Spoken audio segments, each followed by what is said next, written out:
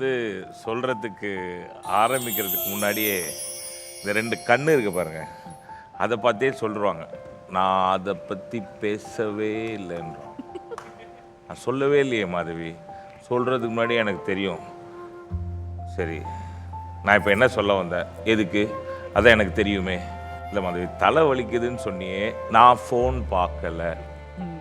Okay, lips காஞ்சி போயிருக்கு மாதவி. நான் daily 4 litre தண்ணி குடிக்கிறேன்.